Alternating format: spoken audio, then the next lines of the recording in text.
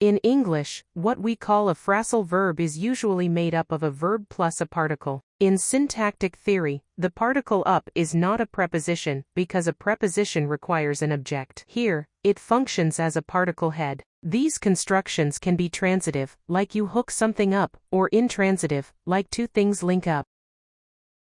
Did you know that in English, up often means more than just direction or increase?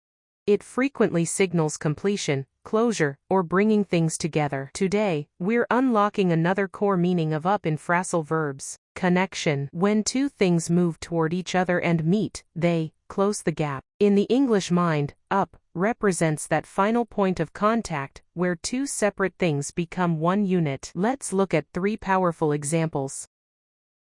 Hook up. When you hook up something, you create a functional connection, often involving cables, plugs, or machinery. We hooked up the new speakers to the TV. The technician is coming to hook up the internet. Can you hook up my laptop to the projector? It suggests a specific point of attachment that allows power or data to flow.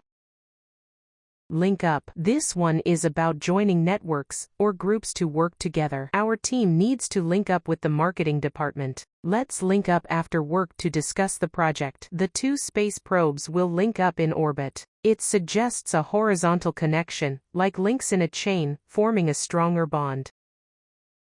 Tie up. When you tie up something, you use a cord or rope to fasten it securely so it doesn't move. He tied up the boat to the dock. He tied up the dog outside the store while he went in. Make sure to tie up the garbage bag before taking it out. It suggests a physical binding that ensures something stays exactly where it belongs.